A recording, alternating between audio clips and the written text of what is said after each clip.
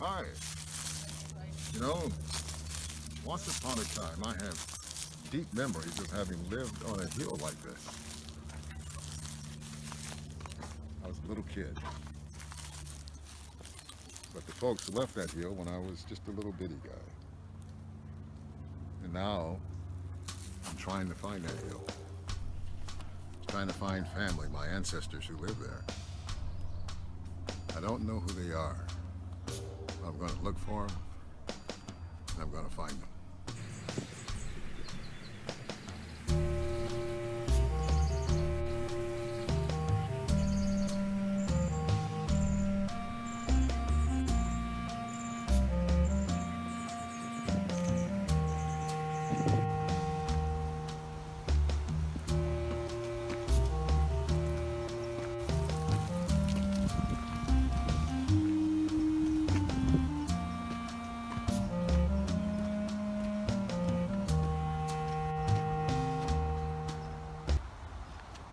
I don't know why, but I am, dare I say, obsessed with finding my ancestors and getting to know them.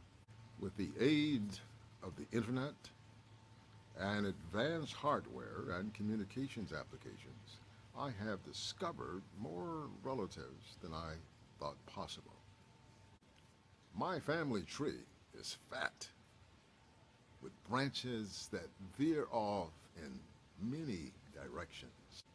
For many of these branches, I now have names and, in some cases, photographs. But with the exception of my immediate family, I know very little about the folks perching on those branches. I don't know how they talk or how they walk. I don't know their story. So began the search for my unknown relatives. Slowly, I began to find them, and we began to talk. The chats I started having with my newfound relatives began to dot my family tree with the succulent fruit born of well planted ancestral seed. Seed that stubbornly keeps propelling me along a road that leads to a hill in a rural place in the state of Virginia. The place, New Kent County. Can't and shouldn't keep all of this succulent fruit for myself. So I invite you to eavesdrop on an exhilarating family chat I had recently with my cousins, Norris and Melvin. Today, we have with us two of my cousins, and they're both from the Thomas Tyler side of the family. So the first thing I want to do is to show how we're connected, right? So we're all related to Sarah Jefferson. Sarah Jefferson is our great grandmother, and she was born in New Kent around 1840, died in 1916, and she had three kids with Tazewell Tyler. I say Tazewell. Norris is going to say Tazewell because he says Tazewell, so I'm not sure which one. No, right. So we're saying the same thing either way, right? Yeah. So and Tazewell Tyler, born 1830, died 1874. He was the seventh and last child of Letitia Christian and President John Tyler, and together they had three children. One was Thomas, born 1857. Emma, who was my great-great-grandmother, was born in 1860. And John C. Tyler was born in 1865, the youngest. So Melvin and Norris gone from Tom Tyler. Thomas Tyler. So here's the connection. So if I click this, there's Thomas Tyler. We don't have a picture of him, unfortunately. If anybody can find one, that would be great to have it. He married Elizabeth Page Tyler, and they had about 10 children. The first of whom was Norwood, and Norwood is Tazewell Tyler, right? So Norwood, yeah. Tazewell Tyler, and then Norwood then married Ethel Brown, And Ethel, they had many children, looks like about 11 or so. And one of whom was Norris Tazewell Tyler, who was born in 1908. And we have a picture of him. Yeah, that's my dad. Norris, right? And then Norris married Otis Hendricks. And together they had 3 children. And there in the middle, there's Ethel, Norris, and Delma. And there in the middle is Norris Tazewell Tyler. And that's an old picture that I found in one of our family reunion books of Norris. And so that's how we're connected there. And now if I go back to Thomas Tyler,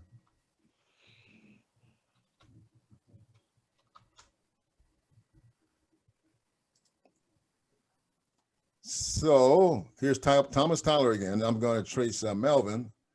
And so again, that's Elizabeth was his wife. And then the third child was John Thomas Tyler, who was born in 1883.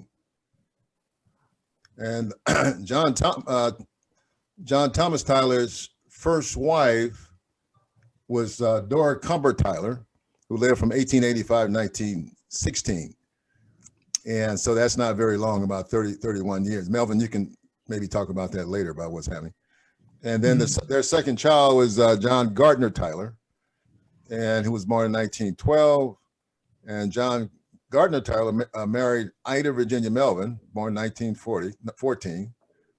And in fact, Melvin and I are related to on both sides, because Ida Virginia, Melvin is, her mother is Joanna Hill, right? Right. And so we my mother's a Hill also on the Hill side. So they married, and then they had 4 children, John Tyler, Joan Eloise Tyler, Melvin Douglas Tyler, Gloria. So this is Melvin. Melvin falls right here, born 1944. Does that sound good? Sound good. That's about right? Right. Yes. All right. So that's how we're all connected, folks. And it's great having you guys here. I'm going to stop the share, and then we're going to go back to this screen. So let's just have a chat. Now, my daughter, one of my daughters gave a presentation at one of our Ross family meetings. And this daughter, she's a obstetrician gynecologist. So she divided her presentation into 3 parts.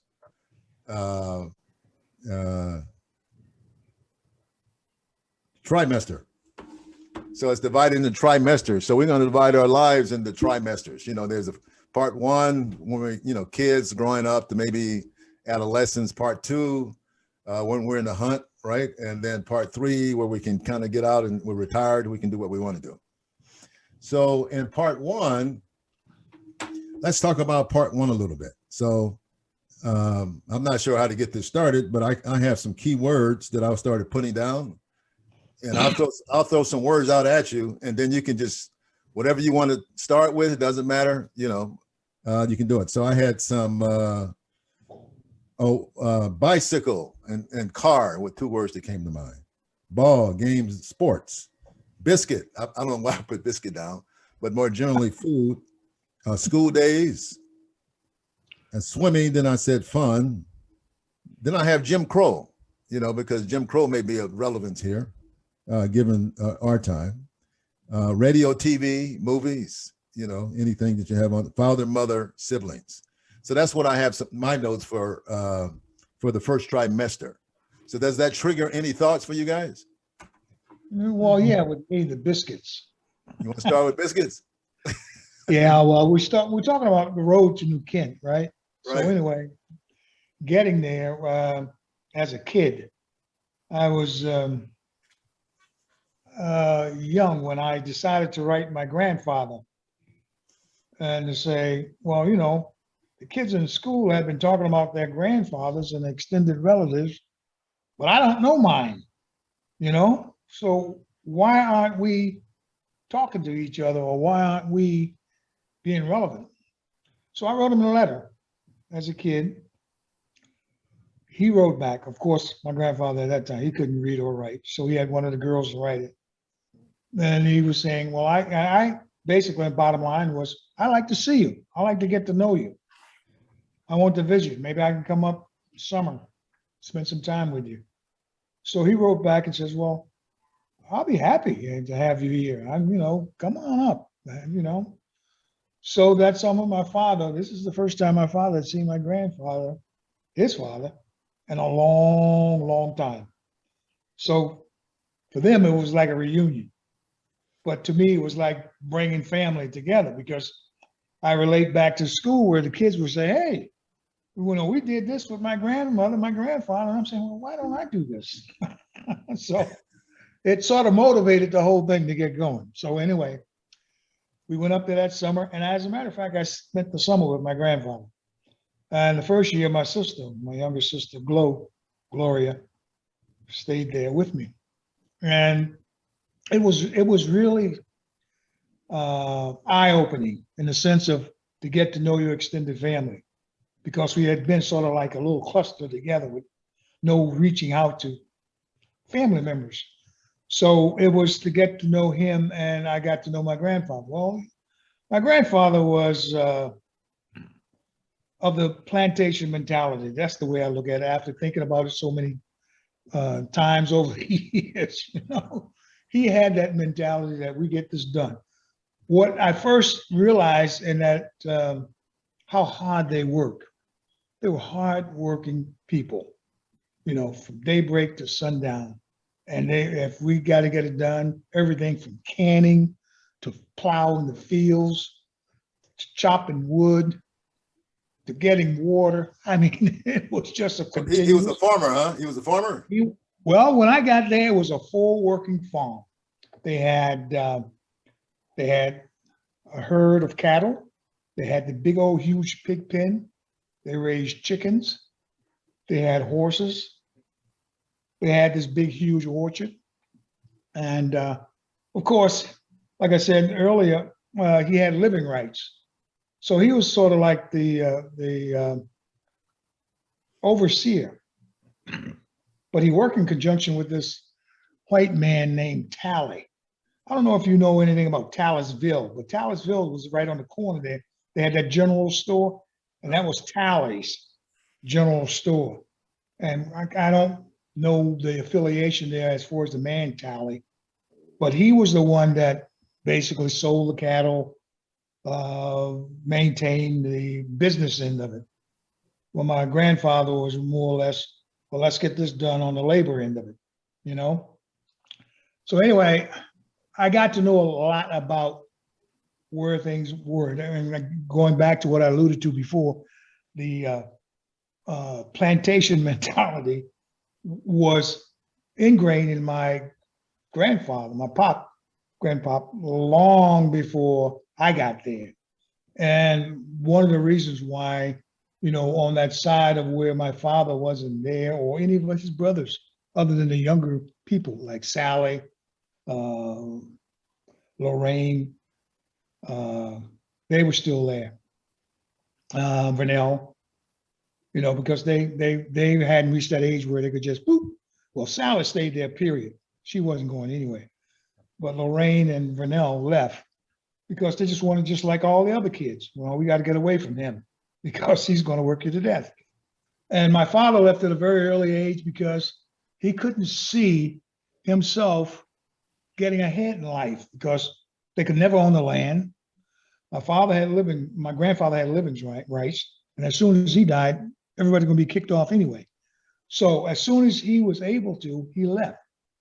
And soon after that, my Aunt Elizabeth, Aunt Bessie, they all left.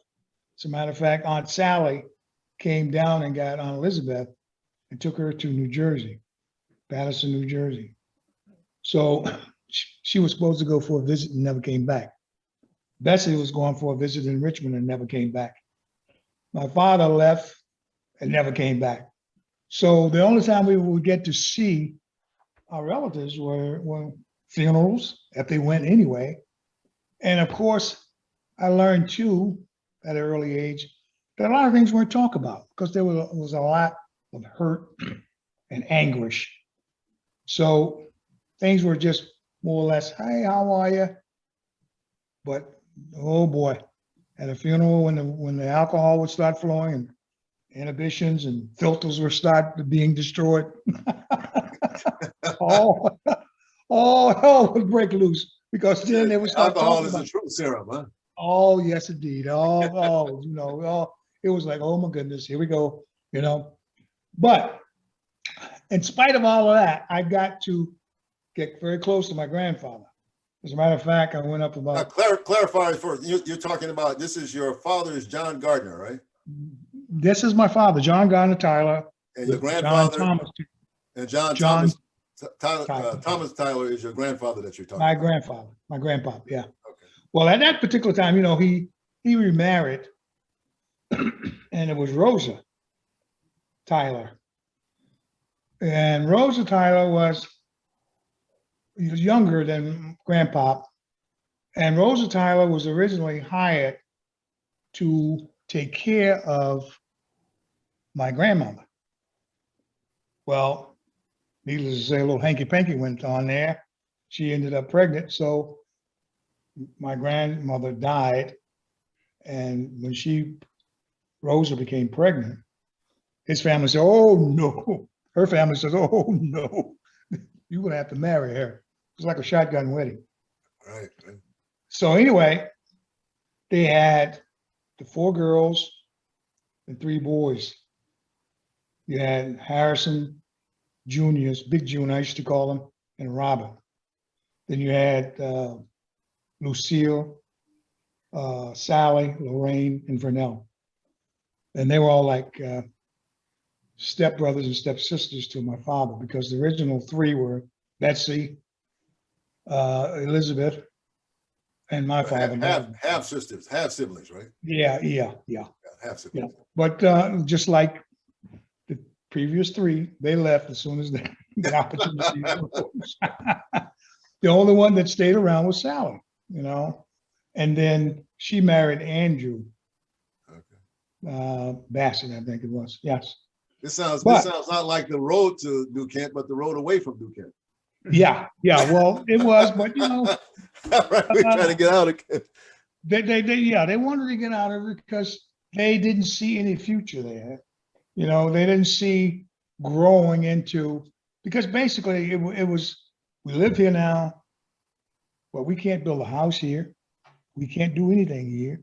Jobs are basically on the land.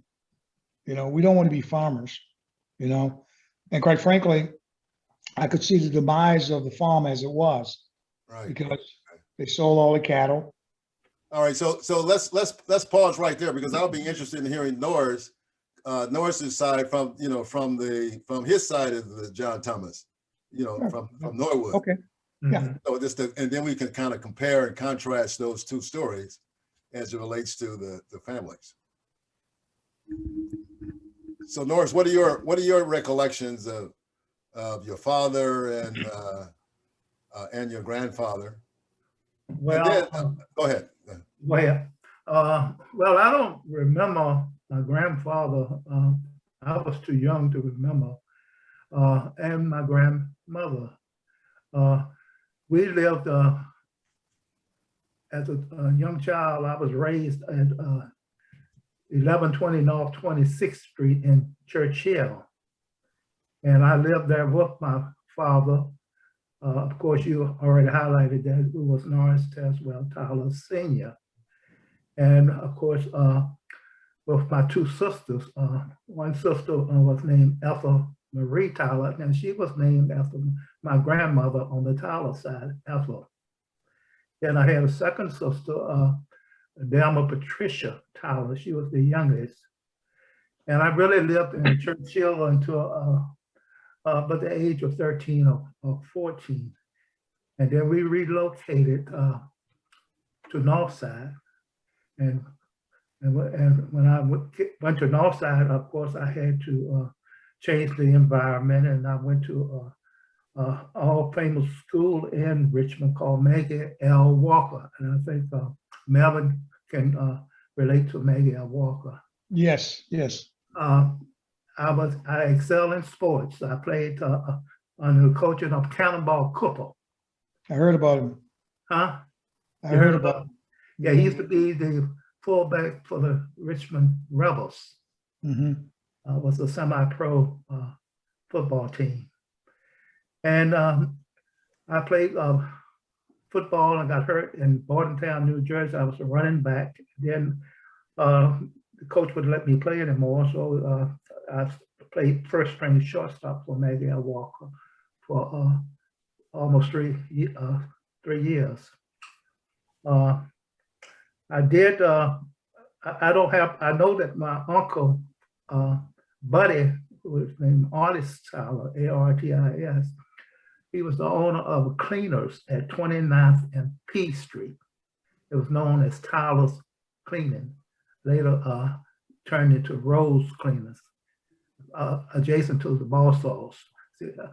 My aunt married Carlton Balsaw, so we were interconnected with the Balsaw family in Churchill.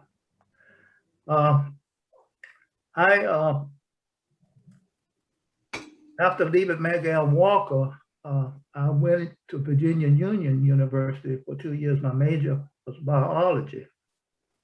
And I went for 2 years at Virginia Union, and I decided that I had to stop and get a job so I could pay for my tuition. And I was drafted into the U.S. Army during the Cuban Missile Crisis.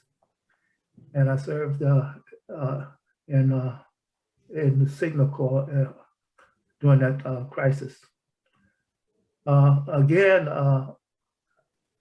all I can remember of my childhood in Churchill, I remember places like the Robinson Theater. Melvin, you familiar with that theater? Used to be on Q Street.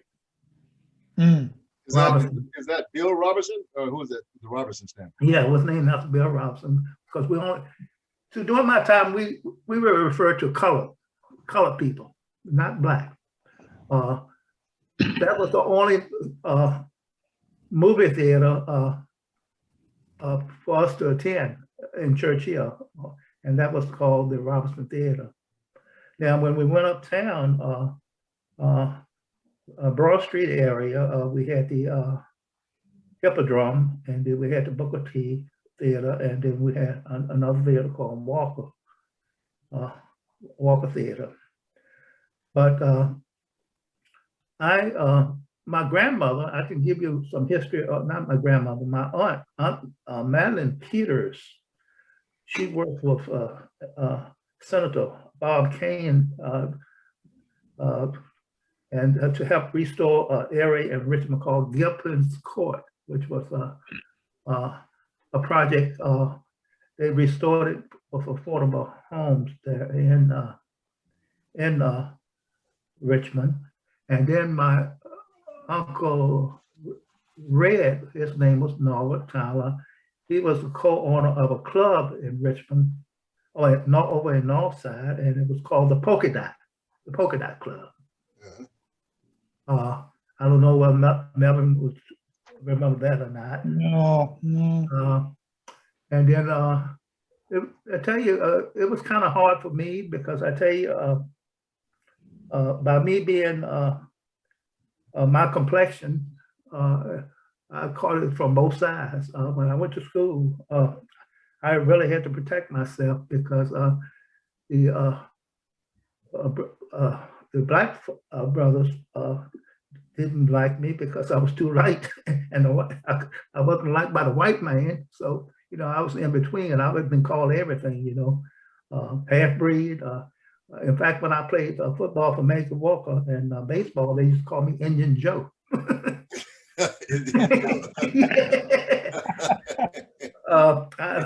I'm gonna try to end it. I got connected with Melvin is that when y'all mentioned Silas and what is her name? Emma? Emma, yeah. Judy Hill. Judy Hill. Yeah, I remember them because I used to go by the house every summer. My youngest uncle, Dickie, Andrew Tyler, they call him Dickie. And Dickie and I used to go to the country to stay with the Hill family. And and that's when I met my grandma Lizzie. Now, I was about 13 years old, and when I got there, we found out that we were going to stay a week. And when I looked at her, I said, "Oh my Lord, does this woman look like a witch?" You know, because she was, you know, kind of So now this, a wrinkled face. before you go on, let me just say this your grandma Lizzie is this is the wife of Thomas Tyler? Yeah. Yes. Well, Yeah. And she lived to be 95 years old, right? yeah. Yes. Yeah. Yes. Yeah. Yeah, Okay, I don't go know ahead. I don't know what part of the country we went to, but I know that I went down there and they didn't have a place for me to sleep. So That was a new, that was a new Kent. That was in New Kent, and Mhm. they told me I had to go upstairs and sleep with Grandma Lizzie, and I didn't want to go up there.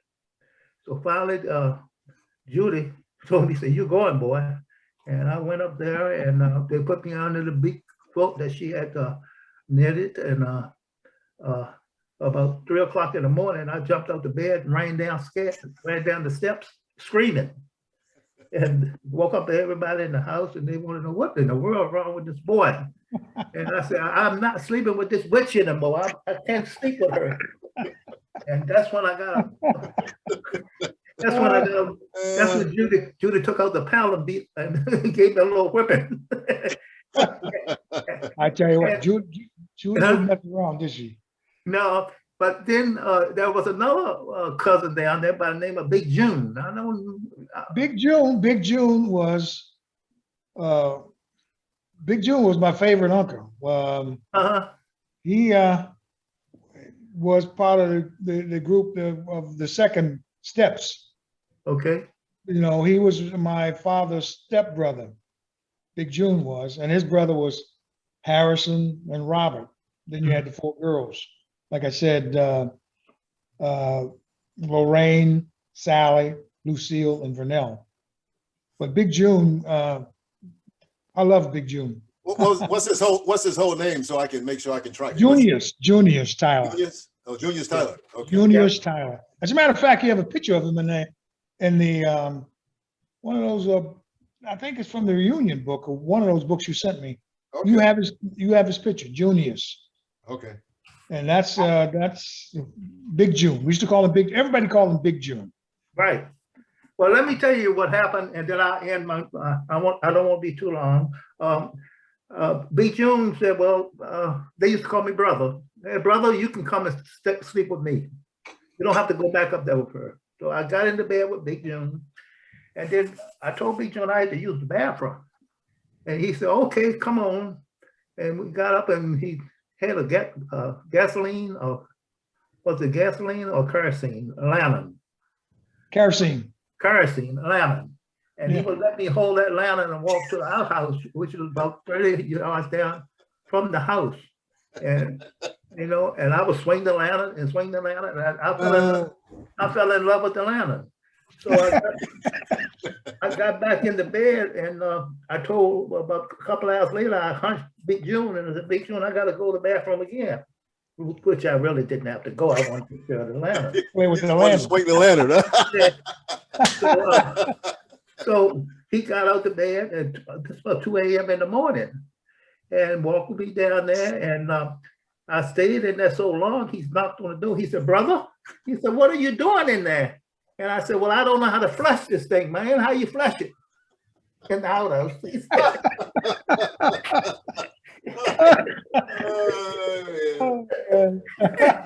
New kid story. But the end of the story, Big June, the next night I spent the night with Big June, I did the same thing. I said, "I think I got to go again." He said, "Well, do you know, brother?" He said, "Big black snakes hang down there at night." So that ended my desire to go to the outhouse, okay? Yeah. So I hope I covered some information that may be, you know, helpful. Oh, yeah. Great. That's great. But you know, I want to interject this while you were talking about Grandma Lizzie.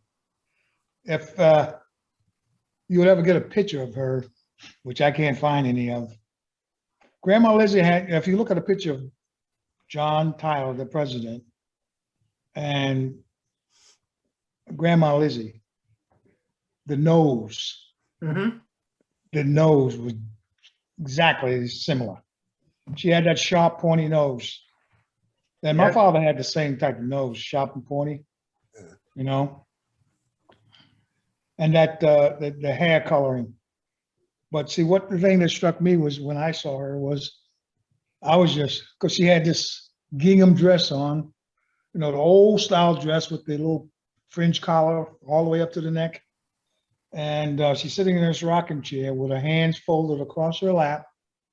But I just, that blonde hair, with the big old braided down her back, that, you know, was like, it was something out of another era when I looked at her. You know, it was just like, it wasn't real. Like it was something that you see back in the 1800s. And it was instilled in my mind that this was my great grandmother, you know. Right. It made an impression on me. Well, she lived a long time, 95 years. That's truly extraordinary for that time. She did. Oh, yeah. Especially back in that time, you know. Yeah. And her mind was sharp. I mean, she was very sharp. Her mind, she could tell you, hold a conversation with you. So Norris, your grandma Lizzie, she didn't tell you anything while you were sleeping in bed with her about the history? No, I was under the cover trying to hide from her. But Melvin's description, you know, she her face was wrinkled, you know, and so I didn't hold a conversation. No. That's remarkable. Just to be able to meet your great grandmother, you know, that's just truly, truly extraordinary. Yeah, what about cars? What was your first car? I remember I had a like 58 Chevy Biscayne. Well, I had a 1949 Coupe Ford, jacked up in the back. My daddy bought it for me. They paid $165 for it. It was baby blue, and we used to run that Ford from Richmond, Virginia, down to Goochland County to the nightclub down there, and that was my first automobile. Oh yeah, how old were you when you got that car? Oh, I had to be 18. In order to get the driver's license, yeah. Right. Yeah, my dad. How about you, Melvin? No, my first car was a Buick LeSabre, convertible. Yeah, I know it was that. Two-tone. You were riding, huh? I guess I was about 19, 20 years old when I first bought it.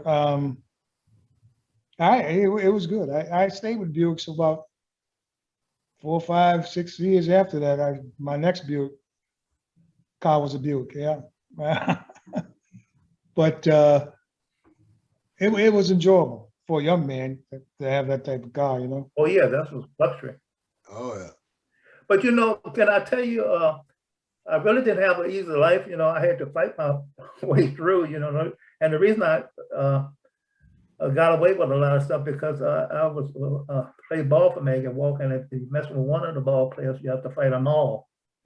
Yeah. So you know, I was protected. You had a little help, huh? But my daddy took me to the mosque to see Trigger, Roy Rogers' horse.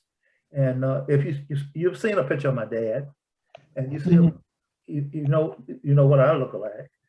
So one of his customers, because my dad gave him the tickets for us to go to see Trigger. But when we got to the door, it said for white only. So my dad said, "Come on, boy, let's go in." And we went in and got our seats. And about halfway through the show, the usher came down the aisle with a flashlight and put it in our face and told us to follow him. And when we got up to the front door, up in the lobby area, he asked us, "So what is your race, boy?" And my daddy said, "We are colored." And he said, "Well, you can't be here." And he put us out. But what had happened, one of the guys who was working at the mosque recognized us and told the manager, said, "These two guys down there, they're colored." So they put us out. Wow. I didn't understand it. I was young. And then another incident occurred. We had tickets to go to see the Washington Senators from Richmond. We caught a train with 6 of my daddy's buddies. And when we got to the train station on Main Street, of course, they put all the colored people in the back coach, club car, I guess you call it. And it was standing room only because all the seats were taken. And so we had to stand from Richmond to Washington, D.C. on the train. But the conductor came through to collect the tickets, and he looked at me and he looked at my daddy, and he said, "You shouldn't be back here. You should be up front. How did you get back here?" So my daddy said, "Well, we didn't know." So they took us up front and put us in the white section. Wow. And I mean, that's really a mixed up situation, is it? Don't know which way you're gonna come out, huh? but that's why, the younger people, they don't realize and they don't understand why we were called the colored race, because we came in different shades, you know what I mean? Because when I was in the Army, we saw signs all over the place down in Georgia, colored white. And in fact, I went into a place to eat, and I thought I'd do the right thing. So I went into the colored section to sit down at the bar to order a breakfast. And the lady wouldn't wait on me. The black lady wouldn't wait on me. And I finally knocked on the table. And I asked her, "Ma'am, would you serve me?" She said, "No, I can't serve you. You have to go to the white section." So, it was a really mixed up thing. Yeah. Yeah. Melvin, what's your memory of Jim Crow type stuff? Well, my first memory came to me when, as a matter of fact, the family was on the way to New Kent. And I think it was Highway 60. And we were going in, and they said, "Let's stop and get something to drink and maybe something to nibble on." So I was elected to go up to the window because they had like a little window takeout. So I went up to the window, said, "I want to place an order." And this lady looked at me and said, "Well, you can place an order, but it ain't going to be at this window. You got to go around the back." Right. So I went back to the car and I told Pop, I said, "Pop," I said, "this lady wants me to go around to the back." He said, "No, you're not going around to the back. We'll just be a little bit hungry and thirsty till we get where we're going." And we pulled off. Well, anyway, when I graduated Booker T. Washington High School, okay, then I enrolled and there I played in the band, played sports, football, basketball. So I enrolled into Norfolk State because I know Pop couldn't handle sending me away to college. Norfolk, we always thought of Norfolk State. We used to call it Little State back in the day, but now it's Norfolk State University. Mhm. And it was just like an extension of Booker T. Washington High School because whoever you saw at Booker T, you saw over there. So anyway, enrolled there. But my head just wasn't into it. It's just because you're seeing the same people doing the same thing. So I said to my pop, I said, "I'm not liking this." So one day, unbeknownst to everybody, not discussing anything, I went down and joined the Marine Corps. Came back home and told me, they said, "Are you out of your mind? Are you crazy? What were you possibly thinking about?" I said, I'm trying to be sensible here, I told him. I says, "Look, my head's not into the school thing right now. And I'm saying, why should I waste your money like that? So this is what I'm going to do. Maybe this will get me on the right track and figure out what I want to do, So I spent 4 years, 2 months, 29 days. As a matter of fact, Norris talked about the Cuban crisis. That was exactly when I went in. Mhm. As a matter of fact, I was with the 2nd Battalion, 6th Marines. Mhm. 62-ish, what was that, 62 or something like that? Yep, amphibious landing group. We were there. We never made a landing, just floated around, just in case they got crazy. And then I got out of the Marine Corps, went back to school, But during the Marine Corps, I used to go through Wilmington, North Carolina. And they had the colored, white They had it on the water fountains and the bathrooms and the area to go sit if you want to eat something. I ignored all of it. I just went to the first one I came to. Water fountain. Nobody ever said anything to me, but it was just a defiant thing that I did. You know, and all those little, because when you took the bus, like when I would go home for the weekend, when you took the bus out of Norfolk and drove to North Carolina, because I was at Camp Lejeune, North Carolina, you went to Elizabeth City, Wilmington, sometimes you went all the way out to Raleigh, then came back. They stopped at every little pigeonhole that you could think of. And they always had these signs, colored and white colored. Because like Norris said, there were so many different complexions, especially when you got in certain parts of North Carolina, you couldn't even tell who was white, who was black. Amen. You know, that's how it was. But, you know, it was one of those things where you, I don't know. And even when I got out of the Marine Corps, I went to work for M&M Mars. I was with them for a long time. Mars is a privately owned company. Is this the And I tobacco was, company? Is that the tobacco? Privately owned, still today is privately owned. Oh, M&M Mars Candy out there in Hackettstown, New candy, Jersey. candy company. Huh? M&M Mars Incorporated. Oh, M&M. Yeah, billion-dollar company, Stickers, over stickers and all that multi-billion-dollar company. Yeah. Probably one of the best companies I ever worked for back then. So I know it's great today. And I went to work for them, and I wanted to buy a house there in New Hampshire because first I was in Boston, and they said, no, you're a little out of your territory, because I was covering all of New England, you know, all the way down from Boston, all the way up to Vermont, New Hampshire, Maine, you know. So they said, you need to be centralized. So New Hampshire is a good place for you to relocate. I said, okay, fine. So I wanted to buy a house. And I went in there. They were like, Amherst-Skag Bank in Manchester, New Hampshire. They was a Lily White. They would say, you coming into this bank and wanting us to give you a You know, I never heard of a black person living in New Hampshire. I don't know anybody black who lives in New Hampshire. Well, they have a few. As a matter of fact, one day I was in one of the stores. I don't know what I was doing, a check or something. And this woman, she was passing. Oh, you should have seen the expression on her face when she saw me walk in. It was like, oh my God, does he know me? You could just see it. She was just like, oh my goodness, is he going to come up to me and start talking? And I looked at her and I walked away. But you could tell she was just, you know how somebody give off that vibe? She was just, shaking in her boots. But anyway, I go into this bank and and I said, are you kidding me? So they denied. I said, why are you denying me? I don't know. And, you know, my credit wasn't that extensive, but still.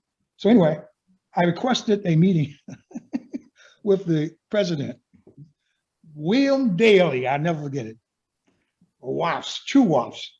Anyway, I had this meeting with him, and at 4 or 5 o'clock that evening, he set aside a time for me. Anyway, went in, and I said to him, I said, you know what? I work for a Fortune 500 company, privately owned, and I'm responsible at that time for about $6 million in revenue a year. They trust me with this, and all I'm looking for at that time was the house was like $30,000, you know, 3-bedroom. And I said, you won't even trust me with a $30,000 loan when I've got a pretty good job, decent job, working every day. So we went back and forth, you know. He says, well, there was something on your credit that I didn't particularly like. I said, what was that? I said, I don't even really have that much credit. Point it out to me. So he says, oh, this.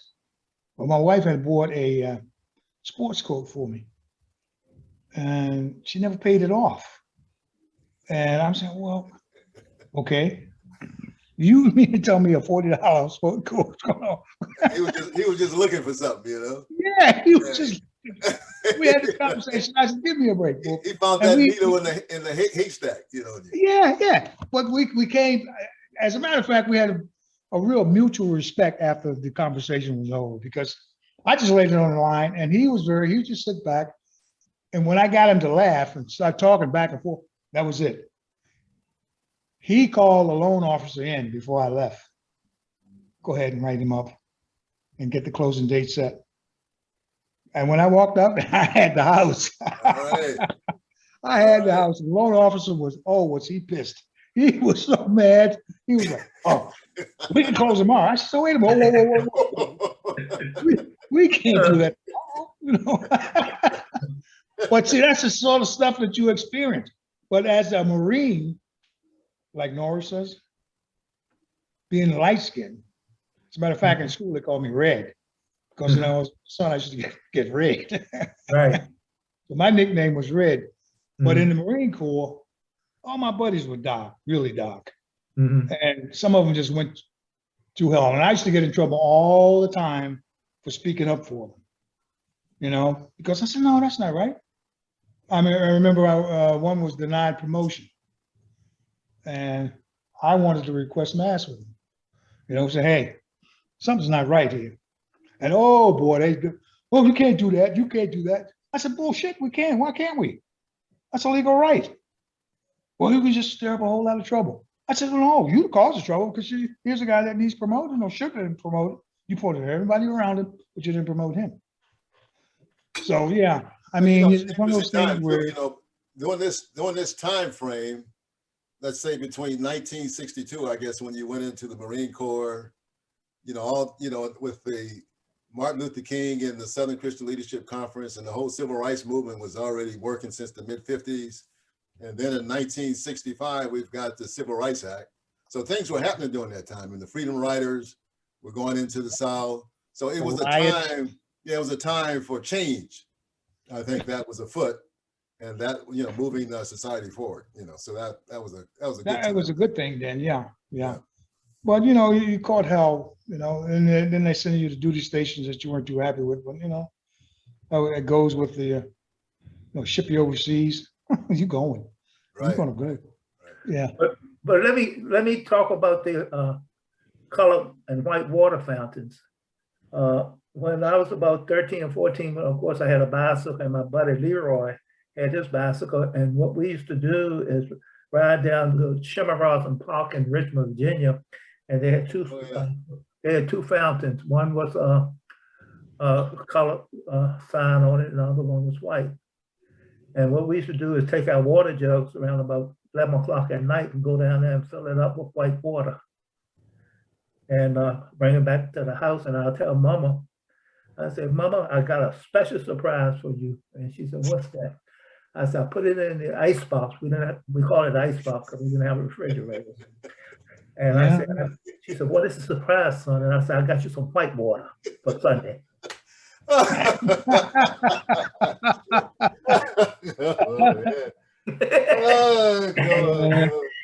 I remember that park though, the Chimerasan Park. I remember that park. It had these like Civil War statues in it, I think. Yeah. Yeah, I remember that. Yeah, because my uncle stayed right down the street. Yeah, my buddy used to watch out for me as I filled it up with white water. White water. That's put it in the fridge and say, hey, we got something special tonight, better than ice cream. Yeah, but we couldn't drink it. We couldn't drink it till Sunday though. Norris, why don't you share that story about, you know, since you talk about, you know, this whole passing thing, you know, color, and Melvin was just talking about the lady at the bank, I think. You were sharing a story about your mother's side of the family. Oh yeah, there were like 14 children and only 2 passed were Black. Well, yes. My mother came from Cumberland County, Virginia, which is on the other side of Richmond. I guess about 52 miles from Richmond. And she was related to the Lipscombs. And you had mentioned that the Lipscomb family, they were slave owners. And it was 14 of them. And 12 of them went for white and 2 went colored. Now, my mother, of course, married my dad, and she went for colored. And then my Aunt Margaret, who married Walter Payton at the time, she went colored. And I have cousins now that I have never met because they didn't come this way. In fact, my mother's sister didn't want them to know that she was from a mixed family. But my mother and my mother and my aunt that went for color, well, they didn't live too far apart in Northside. So they used to meet once a month, and they would catch the streetcar. It was a streetcar at that time, and ride down to Broad Street. And while they were waiting for the streetcar to come, of course, my mother and my Aunt Margaret would get on the streetcar, and there was a line up front. The line tell you that the color had to go past the line to the rear, and the white stayed up front, in front of the line, in the streetcar. So my mother would get on the bus with my Aunt Margaret, and they would, my mother would go back to the color section, past the line, and my Aunt Margaret would sit in the white section, and they were sisters. Oh man, what a mess. Yeah, it was something. But you know, even my daddy, when he was a barber down at 9th and 10th and Main Street across from the Capitol, and he cut a lot of famous people hair. You know, all of the big shots from the Capitol. We used to come over, some of the senators and everything. And what happened was one of them fell in love with my daddy, one of the senators, and they introduced him to the homicides. The homicides were related to the Rockefeller down in Williamsburg, Virginia. I don't know whether you are aware of the Rockefellers restored Williamsburg. And they set up my daddy in business down in Williamsburg in the Colonial Center, a two-man share barbershop. And my daddy didn't have to pay any rent. The purpose of them bringing my daddy down there to be the operator of that barbershop was they needed a barber to cut some of the VIPs' hair when they came to the conferences down there, keep them inside the conference center. So my daddy went down there and worked in the barbershop in the conference center. And we met a lot of people down there. You know, I met Jerry Smith, who used to play for the Washington Redskins. He used to come in and get a haircut. I met it was another famous person that used to come down there, Senator Warner. I don't know, you know, he's from Virginia. He used to come down there. John Warner? Yeah. So I met a lot of people down in Williamsburg. But I'd like to tell you a little about when I came to Washington. I was blessed to work for the United States government. I worked for the Department of Labor for 30 years. I started as GS4 as a mail clerk, and I was moved up to be a clerk. And then from there, I was put into the Space Management Division. And from there, I was put into security. And to make a long story short, I retired as a grade 14 back in 1993. I was chief of physical security and emergency preparedness, and also was assigned to the FEMA emergency management team while I was there. So I had a good career. I've been retired. How many years altogether did you work? That was the Department of Labor? I worked 30 years at the Department of Labor. And then when I retired, I got 2 years of military service on my retirement annuity. And while I was at the Department of Labor, working in security, I was assigned to the Secretary of Labor.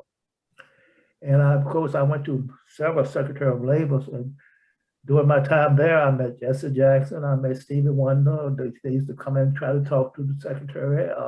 I met Princess Diane. I got a picture with President Bush, old man Bush now, Kennedy.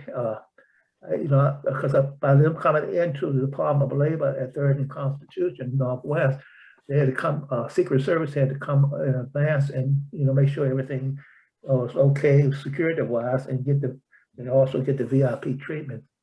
And I used to walk with them because I was familiar with the building. That's how I was able to meet these people, you know what I mean? I got a picture with Pearl Bailey. Pearl You know, Bailey. yeah.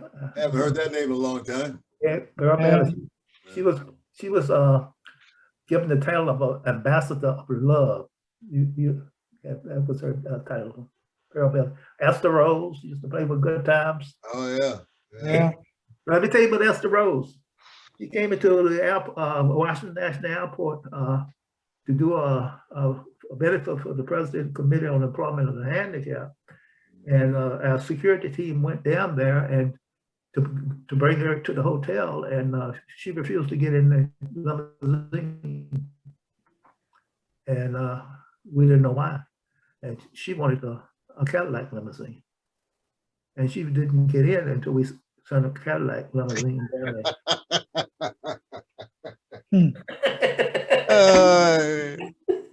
I'm gonna tell you a story. This is not about family, but you're talking about limousines and stuff. But it's one of those, you know, it's a jazz story. It's a jazz story. So there's this jazz musician. His name is Art Blakey. I remember Art Blakey, the drummer. Yeah. The drummer, right? Oh yeah. So he had it come up out of the bebop era. He was around Charlie Parker, Dizzy Gillespie, and all those guys. Oh yeah. And Coltrane. Coltrane, yeah. So he had at one time his girlfriend was this Rothschild heiress. They call her Panonica, you know. So she had a lot of money, and so and she would spend money on him, right? So one time she bought him a car, right? And so it was a Bentley, and Art Blakey started complaining. He said, Panonica, I don't want, I like Cadillacs. How come you didn't get me a Cadillac? I don't want no Bentley. Lord have mercy. Oh boy. He just didn't know, huh? You're right. I don't think so. Man. Some of us used to got to have that Cadillac, man. I don't, Yeah. Let me tell you this little story. I don't know if you can see it, but yeah, that's good. right here. Oh yeah. That's my Aunt Bessie. Uh-huh. Well, she lived in Richmond. Uh-huh. Okay. This is Aunt Elizabeth here with a scarf on her head. Uh-huh. Now she lived in Jersey. Well, And these are your who they're your these mother. These are my aunts. Through these what? are my aunts. Your mother and father. My father's sisters. Your father's sisters. Okay. Yeah. Mm-hmm. And she worked for the CIA. Yeah.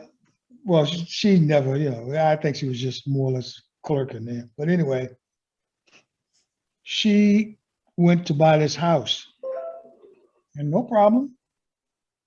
They, they showed her around, this is back in the day. They showed her around, all the different models and whatever. And she selected the one she wanted. Went to the closing. And then her husband showed up with her one day, and all hell broke loose because he was not light at all. So what she did basically, she was sort of like back and forth across the line. In other words, if it's to my advantage, I'm going to do it. I'm going to pass, but I'm black. But if it really got her where she wanted to go, she would use it to her advantage, and that's what she did. And once she had the paper, so they couldn't do much about it. She bought that house. Oh yeah. They used to have these. I think probably all throughout the country, but in LA, I've studied a little bit. But they had these special ordinances where where black people, they could own property, but the ordinance said that only certain people could live in it. So they had just the example of how screwy this thing is.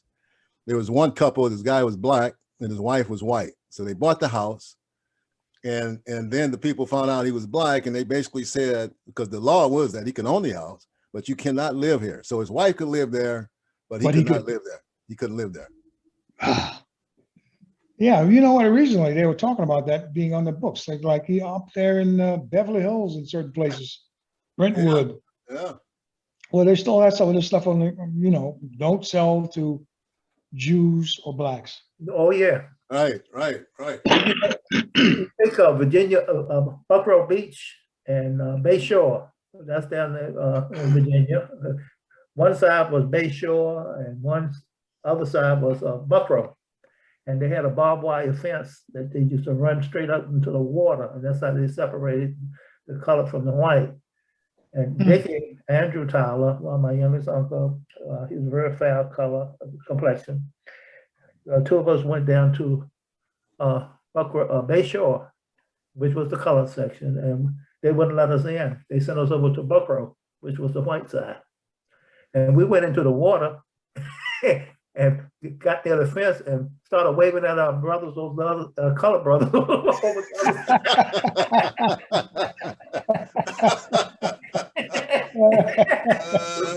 Oh boy. You gave yourselves away, huh?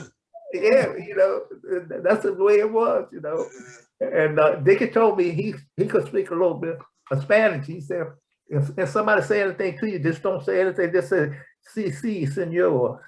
That's all you Español. They let him do the talking, Yeah, no habla English. Yeah. Right. So what about, we're in the middle of this second trimester. We're talking, right? So now we're working, we're in the struggle, we're trying to buy a home and just trying to make it, right? So you get married, right? And you have kids. So what's the family thing like? Well, my family? Yeah, either you, both of you, How does the one else pick up? Family and kids, you get the marriage, family, kids. Oh yeah, I have 6. I have a daughter. Her name is Nina Tyler Jones, and she has 4 kids, 3 girls and 1 boy. And then I have my son, Norris Tazewell, you call Tazewell, Tyler Jr., the third, and he has 2 children, Norris Tazewell Tyler the fourth, and Kendall Tyler. Now Norris Tyler the fourth is now currently at VCU, and he's working. He's a senior. This is his last year. Majoring in sociology, and my daughter Nina Tyler, she works for Dr. Fassi over there at Bethesda in the Bethesda hospital. She worked for Dr. Fassi. She's on his staff. Oh. And she's part of the core team, monitoring and telling us what to do and what not to do. And then my son Norris Tyler the third, he's working at the Department of Labor. I don't know how he got there, but he's there. and of course, that's a little. You probably threw out your name. I say my father was. And he's working there. In fact, he just built a beautiful home out here in Upper Marlboro, Maryland, and they just put in a swimming pool. A huge swimming pool out there, which we're anxious to go out there and go swimming. But I think that's all. I only had 2 children. I've been married to my beautiful wife. Her name is Janice Williams Tyler, and I've been married to her for 58 years. And of course, her father was a minister up in the Shenandoah Valley. She came from a place called Strasburg, Virginia, up there near Front Royal, up there in the Blue Ridge Fountain area. And her people own all the land where Skyline Drive is, and the white man took it away from them. Wow. Yep. They didn't know any better. Half of them couldn't read or write during that time. And they were swindling off the land where you have all of that valuable property up there now. I'll tell you, it was something. But that is my family history. We're a very close-knit family. We meet about once every other week to have dinner, 12 of us when we get together. Oh, wonderful. And of course, so you all live in the same area, huh? Oh yeah, I'm about 10 minutes away from my son, and about 20 minutes away from my daughter. Wow. But we have a loving relationship. We're very close, you know. But the Tyler family, you know, I want you really to be connected with the Tylers out of Baltimore, Baltimore, Maryland. I mean, it's a slew of Tylers out of. In fact, he talked to my 82-year-old Judy. Yeah, that's what I told her too. Yeah, she said, what? You know, I think she's about more like 70, right? Yeah, so, but it's a lot of Tylers in Baltimore. I mean, there's some beautiful people over there, which I don't think you have never met. I don't know whether you're gonna get Judy on Zoom or not, you know, but I think you should, because you'll learn a lot of history of the Tyler family. Oh yeah, we'll work on it. Yeah, step by step, piece at a time. Yeah. What about you, Melvin? Family? Well, I've got 4 girls, 7 grandkids. They're not babies anymore, the grandkids. Got my youngest, she's 15. My daughters, one is in San Diego, the other's in LA. 2 are back east. One is in Manhattan, and the other one is in Charlotte, North Carolina. Yeah. She just moved back there from Pleasanton, California. Uh, My grandkids, I've got, they just graduated, 3 of them just graduated out of, 2 out of Wake Forest and 1 out of Morehouse. As a matter of fact, he was co-valedictorian out of Morehouse the year before last. That was the year that Smith gave him all that money. oh, Needless to say, got in on that, huh? the family was very happy. Oh, yeah. So he's got a clean slate. Play it forward, pay it forward, huh? Pay it forward. So man, that was something. Yeah. And on top of that, he's just been accepted to Yale or Harvard. He don't know which one he wants to go. Oh, wonderful. Leaning towards Yale. His sisters, one is in Spain now on a fellowship. She's teaching English in Spain. And the other one is working. She works for some big real estate company that they're letting her work home during the COVID. She's been working home for a year. So they're doing extremely well. Wonderful. Well, my other daughter, who is, she's got her master's now, and she's a clinical psychologist. And my daughter in Manhattan has been a CPA there for forever. And she's doing quite well, you know. Being a CPA in New York, you got to have some cojones. I mean, some real ones with the people you get there. So she's doing quite well. Then, of course, the ones in Charlotte, she was instructor for AT&T, but she's sort of like low key now and just being an empty nester, trying to get the little retirement thing together. So, but you know, we are very close knit, but we're scattered all over the place, you know. And with COVID, even my daughters here in LA, I haven't been able to see, you know. Right. She's not into the shot thing, and she's a clinical psychologist. Can you believe that? Wow. She's like, I don't know about that. I don't know. So you need to, because if you want to come visit me, you got to have the shot, you know. But they're doing quite well. I'm you know, as a family, we're very close on both sides, because my wife speaks to her sisters every single day. Every single day, my wife speaks to her sisters, both of them. You know, so we stay in touch, and we're there for each other. You know. Oh, great, Melvin. You said you spent several years in Belize. Yeah, we did that. We went down, and a friend invited us when we were living in Long Beach. A friend invited us to go to Belize with her, because we had a little party one night, and she came over and said, "Well, I'm going to Belize. You guys can come down and visit." So we went down and to visit her, and she was in this town they called Dangriga. You know, it's one of the Garifuna. I don't know if you know anything about Belize. But the Garifuna are still bring over the African culture. They still do some of the stuff that they did many years ago as far as celebrations and ceremonies and so forth. So it was nice because it was different. But she took us to a little place called Placentia out on the coast, which is on a peninsula. You know, you got a lagoon on one side and the Caribbean on the other side. And I fell in love with the place. Just fell in love with it. So that was in June of that year. That October, we came back. Started looking around, just myself and my wife. And I found a piece of land that I like. So I said, let's buy it. So we bought it.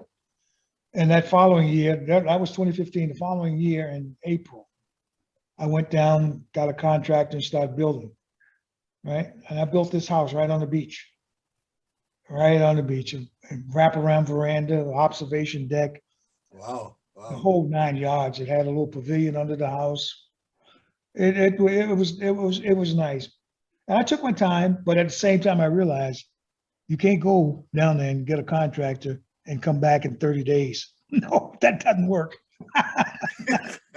That doesn't work. I found myself flying down there every 2 weeks. And then in most cases, I would say, I'm not letting them know, I'll surprise them. Oh my goodness. And things were going up to a point we started putting the roof on. And I've gone down, we started the framing, came back 4 weeks later, and it was still in the same place, nothing. I'm saying, wait a minute, what's going on here? Well, we had all this rain, and they can't go into the forest, to the jungles to cut down trees. I said, no. I said, if we drive all over Belize today, we're going to get some wood. And that's what we did the whole day, from one end of the country to the next. We got the wood. And I says, I'm staying there. I called my wife and says, I might have to stay here another week or two. I want to see the first nail in these planks that we bought for the house. So anyway, they got it going. So I said, okay, fine, it's good to leave. Came back 4 weeks later, or 2 weeks later, they're doing the tile. And I'm saying, where did you get this tile from? You said you had 3 different tiles to wait, and you're going to show me when I come down, and you're putting this stuff up. It was this gray $2 a sheet tile. I'm saying, no, this is not going to. And it kept going on like that. So I realized I had to come down every 2 weeks. But it was finished, came out really nice. And we stayed down there for 9.5, 10 years. And it was enjoyable. But one thing, when you're living out of country, you don't have the medical care. Right. They would run out of things like sugar. You go to the store, they'd have sugar. You go in there, there's no coffee. You go in there. Now they grow bananas in Belize. They didn't have bananas, stuff like that. You say, this is ridiculous. What they do is export every day. And they're corrupt, but not as corrupt as most of your Central American countries or your South American countries. It's hey, here's a couple of bucks, leave me alone. But it was an experience. Right. I mean, as far as the flora and fauna, sitting out on your veranda in the morning, drinking coffee, looking at the birds, watching the whales breach, you couldn't, $1 million view. God knows it was. It was just absolutely gorgeous. Sleeping at night, the waves would wake you up because it would boom. I mean, just literally dump on the beach. What was the water right near your place? What was that called? Caribbean. The Caribbean Sea? Caribbean Ocean. Caribbean Ocean? Caribbean Sea. Yeah. The Caribbean Sea. Caribbean that was Sea. Right in front of me. Yeah. Wow. Some days you couldn't tell where the sky started or the ocean Almost started. drowned in the Caribbean Sea once. You did? Yeah, I was in one of these kayaks, and the kayak had a hole in it. And it's flooded? Yeah, flooded, and I'm out there, it was crazy. Well, see, down there, you get the people coming in. They had people dying from same thing you were on kayak. They should take them in these caves. And they'd be in these little, and the lady flipped over and hit her head on the rock and boom, she was gone. Right. Or they go diving and they don't know what they're doing, Right. And then you got the sharks out there too. Oh boy. Yeah, you know, it's a beautiful place. I mean, it's really beautiful. You That's got a wonderful. lot You of had that. that opportunity to do that. I mean, that's, Yeah, well, you see, know what? that's like a third trimester thing, right? It's like when Exactly, exactly. You know what, yeah, Randy? The whole idea came when I was Marine. We used to train in the Caribbean a lot. We especially around Puerto Rico, Vieques, Puerto Rico. That was a regular training area. It wasn't really what you would call a base, but the Navy, the Marine Corps, we would make landings there, do rubber boat training and all that other weird stuff, LST landings and so forth. And I loved it. We used to pull Liberty in St. Thomas, pull into Kingston, Jamaica. Man, just have the ball of your life, you know? Excuse me. And I said, well, if I could ever do this, come down here out of uniform, because back in the day, you couldn't go off that ship without uniform. right. In certain places you would go, say like St. Thomas, if you seen a black girl walk down the street, she would get on the other side of the street. Oh, here they come. They're no good for you, because it was back then, if they hung out with you, they had a bad reputation. Right. So it was, in that way, it was tough. But so that was my goal. When I came out, I said, well, if I can ever do this and it fall in my lap, I'm going to do it. And we stayed down there for quite a while. We were coming back and forth to the States because we still had a house here. And we said, let's sell a house and just stay down there and keep connections here, keep everything open, because you don't want to put your money down in the bank there. You just, every time we wanted money, we transferred it in. Right. And you learn those little things about what to do and what not to do. Right. You bring your money in, you pay the transfer fee, but you do it anyway. Right. You have some backup plan as far as medication, you know, because I got sick down there. And that's one of the reasons why we decided to come back. I would fly into Manhattan, go through Miami, fly up to New York, because there's no way I was going to hospital in Belize City. Right. Because there were so many stories there that you would not believe about some of the things that went on. And they couldn't hide them because the paper would get hold of it. And you say, I can't believe this. This is 19, 16, 17, 18. What are they doing? Finding babies dead under the beds, where they just, rather than disposing of the baby, they just slipped it over. And they said, where's the stench coming from? And it was soon fine. Stuff like that, you know? And they didn't have the medical equipment. I mean, it was like they were training them on sonograms, MRIs. They only had one MRI machine in the country, you know? Wow. Yeah. And people would see, and they were in the lap of Taiwan and China, because the Chinese would come down, open up as a matter of fact, the Chinese own all the doggone grocery stores. They owned them all. And that would aggravate me, that the Belizeans wouldn't say, okay, we need to do this, we need to do that. We need to take in charge of our own commerce, you know? And what they would do is donate here, donate there. But in the meantime, they're bringing in their little shoddy goods and selling them to them, you know what I mean? Right. It was a win-win situation for them.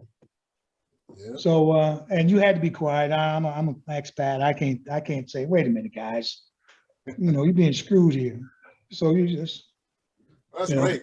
Yeah, that's great, man. That you had to get a chance to do that. You know, 9 years, almost 10 years.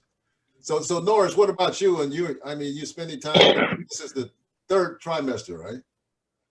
So are you having fun with retirement and all that jazz? And well, I really stay busy because I stay active. You know, I've had two major surgeries. I had both of my hips replaced, and I had 5.5 hours of back surgery. And when I played ball for Mangan Walker, you know, we got hurt. Mom and Dad didn't have money to send me to specialists. We used what you call Dr. Ben Gay. You know, and so when I got of some age, I started, feeling the pain in my back, and they diagnosed it as spinal stenosis, and went in and did a 5.5-hour surgery on my back. So I stay active. My grandkids keep me busy. I failed to tell you about my daughter's kids. She has one son. I have one son named Jay Jones, and he's in Atlanta, Georgia, working for Nabisco. And then I have, he has his degree out of Stevenson College in Maryland. And then I have my daughter's youngest daughter. Her name is Sydney Jones, and she got her degree out of Towson University in Maryland. And I got Tyler Jones, who got her degree out of the School of Economics in London. And then I got Taryn Jones, who got her degree out of American University. And all of them are single, and they're my pretty girls. And but it's so sad they can't find a good man. But look, let me tell you a little history about me when I was in Churchill. I was about 13 years old, and I went from rags to riches overnight. And how did I go from rags to riches? My mother used to write her numbers down on a piece of paper, and she would pay about 20 or 30 numbers a day. At that time you pay 2 cents, 5 cents, and she would write down her numbers and put it on a piece of paper, put it in an envelope, and I would ride my bicycle down and meet the number man. His name was Mr. Cokie, white man. And I wait on the corner and give him the package with my mama's numbers. And so one day I went down there and I rode my bicycle down there, and he took my mama's paper, put the numbers on it, and he looked at my license tag on my bicycle. And he said, "Boy, did your mama pay your license tag $6.47?" And I said, "Mr. Cokie, I really don't know. I don't think so." So as I rode away, I made a U-turn and came back, and I had him $1. I said, "My mama said she want to pay that number $6.47. And do you know I hit that number? Mr. Cokie was looking for me about a couple of days. I really didn't know I hit it. And everybody said, "The man is looking for you." And I went to see him, and he gave me all this money. And at that time, I had what you call knickerbockers. I don't know whether you remember the pints. Oh, yeah, right. Pockets were so deep. So what I did, I went to, I think it was a couple of hundred, almost $300 I hit it for. And I went with my buddy, we went to about 10 different stores, and we got them all in $1 bills. So we had big hunks of money coming out the knickerbocker pints. The problem I had was that I didn't know how to go home and tell my mama that I hit the number, so I hid the money out in the backyard. And guess what? The dog got in. Dog found the money, huh? The dog, Gotta dig a deep hole, gotta dig deep. The dog was digging money, and money was coming from the ground. So that's how I came from rags to riches. But I had a good life, Great. Well, now what I'm doing basically is in my retirement, taking it easy. See that picture behind me? That's what I do. You paint? Paint. Yeah. Oh, that's beautiful. That's a picture my wife took in Senegal. Mm-hmm. The instrument he's playing is called a choral. And he was at their going away ceremony, thanking them for visiting and so forth. So she asked him if she was allowed to take his picture, and she says, "Go ahead, fine, no problem." And she took his picture. I call it a broken string because on the picture you see he broke one of his strings while he was playing. wow, that's nice. That's nice painting. That is nice painting. Yeah. Thank you. That's what I do. Yeah. That's A little bit of exhibiting. Well, his daughter, Norris, one of your daughter is a painter, right? Oh yes, Nina. Yeah, because I saw her on Facebook, and she's got a lot of her paintings. That's great. That must run in the family. I got a painting I did on the wall over here. Nina can really paint. Must be something about that. You should see her artwork. Yeah, I would like You to. you much better than me though, man. I'll tell you that. Yeah, but and she's great, Nina. Yeah, she's great, man. You ought to see. I think on Facebook. Well, that's it. If you can find her Facebook page, she's got a lot of her paintings on there. Oh, I'd love Oh, to. yeah. Oh, yeah, please do. But she's her youngest daughter is trying to, get her into the business where she can sell some on. Yeah. Yeah, I that was my major in college, and my minor was business. And getting out of college, trying to go into painting. Right. With a family. Oh no. Mm-mm. Yeah. Poor starving artists. Yeah. That's the label you have. And quite frankly, it was rough back in the day to, I knew another kid named, this is when I was in Boston. I lived in Boston. I went to Northeastern. It was affiliated with the Art Institute, Boston. And that's where I graduated. And then wanting to go into, I really didn't want to go into a studio because I was highfalutin. I was like, I'm not going to prostitute myself. I'm not going to just, well, you do this and we want to put this here and we want to put that there. Go over to the file and get this and we want to duplicate this. And to me, as a young man, being a rebel anyway, just coming out of the Marine Corps, I was like, give me a break. I'm not going to do that. If you can't take me for who I am, then I'm leaving it alone. That's when I realized that, one, you can't have that attitude. Two, are you that good that you could do that and say, hey, here I am. I'm that good. Right. Because you got 5 people standing behind you, just as good or even better. So anyway, I learned the lesson there. And what I did was I went into sales. And I went working for Lifesavers. At that time, it was Lifesavers / Beach Nut Corporation. Oh. And you got a lot of candy on your resume. Canada, well, you know what? I do. I really do. And it was all back in New England. But I had these tobacco companies and these brokers wanted me to work for them. Well, one, I didn't want to sell tobacco. To me, that was like a deadly sin. And the guy who tried to get me to go work for him, the manager, general manager, was like, oh man, you walk around with $1,000 a week. Back in the day, that was a lot of money.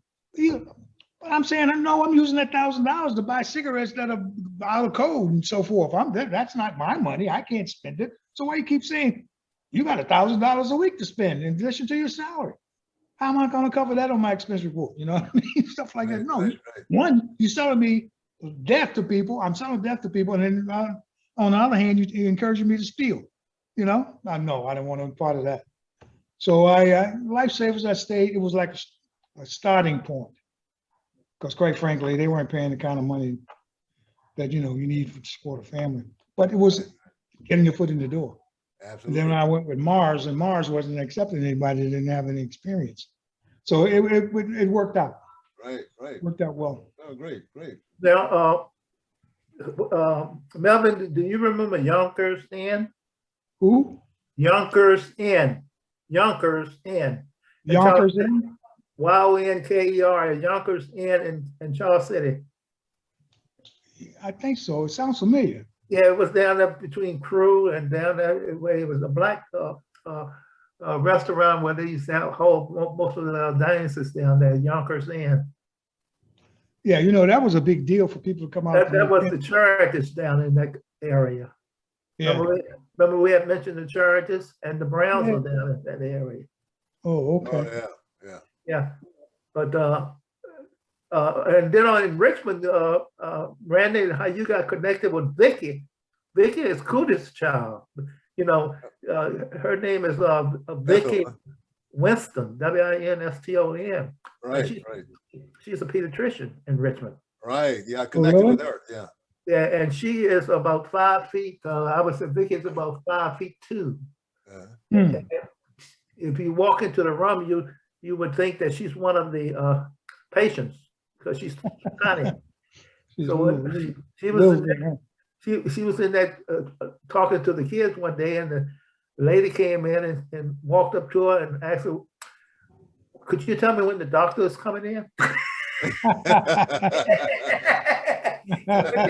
They could turn around and say, "I am the doctor." But that's how you got connected to me through Vicky Lovett. Right. That's right. Vicky Winston, I mean. Right, because I saw your sister Ethel. I saw a picture of her. You know, I said, and I said, Ethel, and I said maybe she's still living. So I started trying to track down Ethel, and then I found Vicky. Yeah, and Vicky referred you to me to you. So yeah, that's how we got connected. In fact, she has a sister down there also named Lisa. Right. And then her brother is Billy William Henry. Yeah, I don't know of him yet. Yeah. All right, Jens, Randy. Go ahead.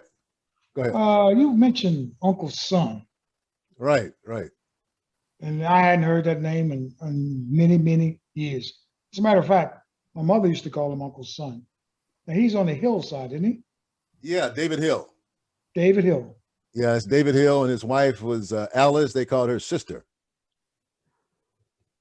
So that's the story. Okay. Yeah, the story on that one, and we're going to do a piece on, I think, on Pinky, because that's the relation to the Hills. Yeah, that's interesting that we're all connected to the Hills. Even Norris stayed up with the Hills, because of your. But on the David Hill piece, why I have him on my website and stuff. My mother tells me this story because when she was coming up, because they live right very close. Her family, Ed Bassett and Lucy Hill, was that's my mother's mother. And so David Hill, Uncle Son, and his wife used to visit him on Sundays. And she said they would come and they would just look at my mother, right? She was about 5 years old, she said. And they would come on Sundays, they would look at her and they would be talking in the whatever, the room. And then one day, her father said, go with them. So they raised my mother from the age of 5 until she got married at the age of 16. Oh. Yeah, so that's something it's interesting about the Hill family. They had a great extended family, maybe out of necessity, I'm not sure. But there's a lot of tuberculosis in the Hill family. Okay, Uncle Son is Mutt. They used to call him Mutt. Is that right? Yeah, everybody outside of the family called him Mutt. He was Mutt. Uncle Silas, though. You remember Uncle Silas? Right. Now, he's a Hill too. Yeah, he's a Hill. He's one of the brothers. Yeah. He was a brother. Yeah. Of David. And they're the sibling of Joanna Hill, who was your grandmother, right? Joanna was my mother's mother. Yeah. So that's one of their siblings. Oh, okay. Right. There makes sense. Yeah, there were 14. There were 14 children in that family. Yeah, they had a whole bunch of them. A whole bunch of them. Yeah. But if you look at that letter that Aunt Pinky sent me from 1976. Yeah, that's where I got. Yeah. That's what I'm saying. Yeah, she put it all on there. I might have it a little mixed up in terms of the pages and stuff, but it's there. But we're going to do something on that. Now, go ahead, Norris. But you talked about family reunions. We've already had 2 family reunions up here in Maryland with the Tyler clan. We had almost 75 people to attend the family reunion. We didn't have one. We were supposed to have one every 2 years, but because of the pandemic, we weren't able. But that's a good idea. Julia has a lot of pictures of the family, so maybe next time you talk to her, maybe she will be able to send some pictures. Oh, that'll be great. Oh, yeah, and by the way, Frances Tyler, the young lady who was in on the call, couple weeks, whatever. Yeah, and she works with her father at the Tyler plantation. Yeah. Oh, yeah, in Charles City. In Charles City. Yeah, she works with her father, William. William is her father, William Tyler.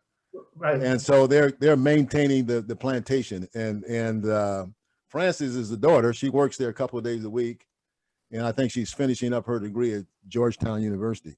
So Frances has been interacting with me a lot since that meeting. Really? And she says that since we are members of the Tyler family, then we have the right to visit the plantation and to go inside. Because I talk with Delma, your sister Norris, and she said she went to the plantation, but she couldn't get inside.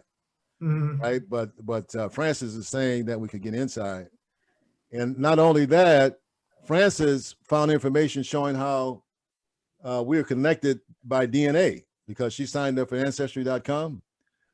So Francis is, we have the DNA connection, and she was with me, my brother, my two brothers actually, and with one of our first cousins. And then some of the other folks I couldn't recognize, but it's kind of hard. But anyway, reason I'm mentioning that because I think it would be great to set up a reunion in that neck of the woods, right over in the Virginia area at some point.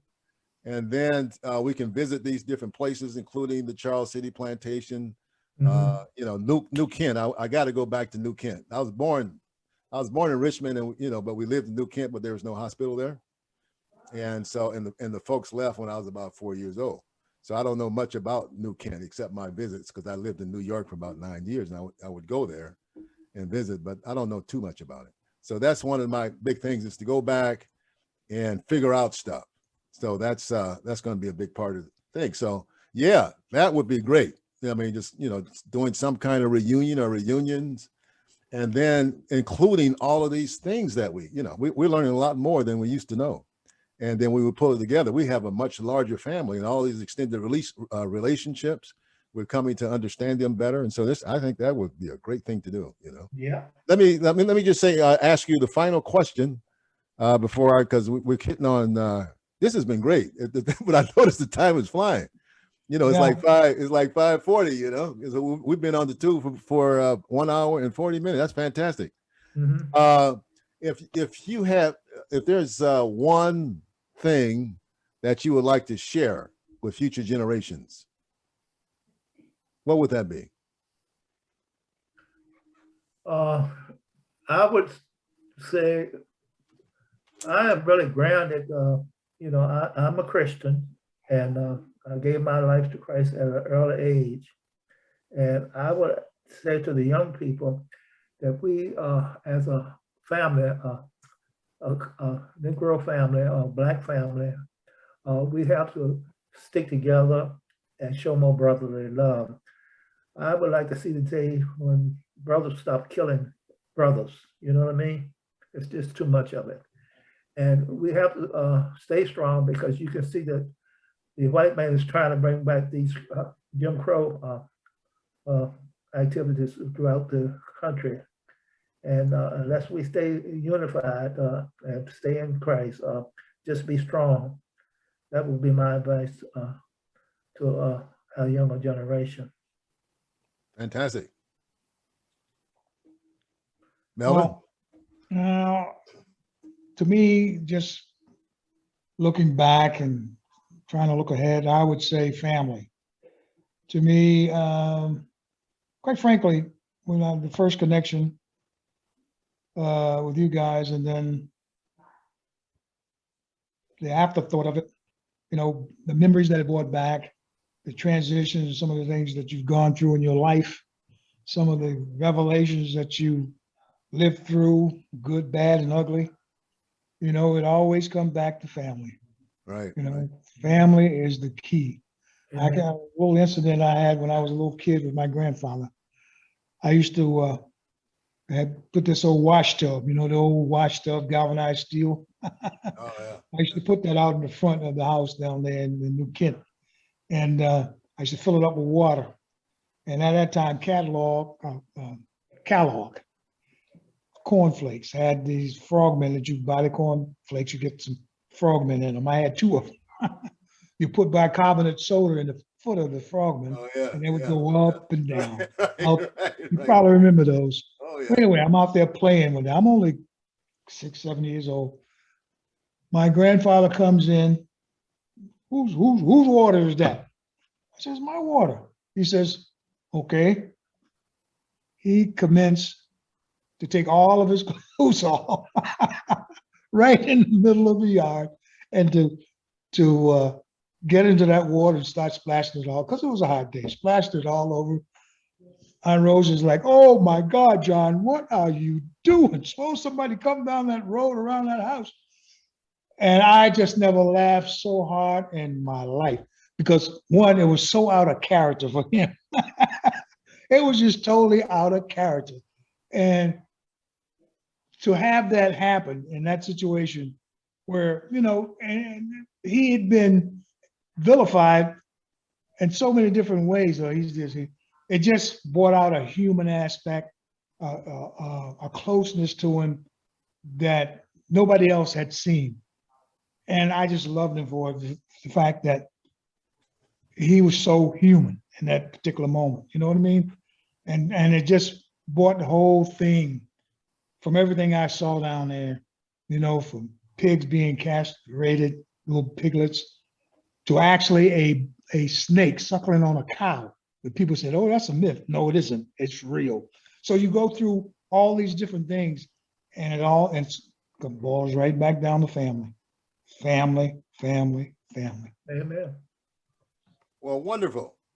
Yeah, the humanity. I think, and that's a great, Exactly. that's a great word. And certainly when we talk about families like ours, you know, that have come up through the history of America, you know, we have traced ourselves back to not only Africa, to Europe and elsewhere, even the Native Americans in some cases. And so you come from that long journey, one of great struggle, but moving progressively forward, you know, and I think it's been a great journey. There have been challenges, but we're resilient. You know, we keep rising to the challenge, and our families are moving forward and things are getting better just based on your testimony. And so that's great. And I certainly second and third that. And so I want to thank you for, you know, coming in on this first chat. You're going to be, this is the inaugural chat, you know, for the road to New Kent.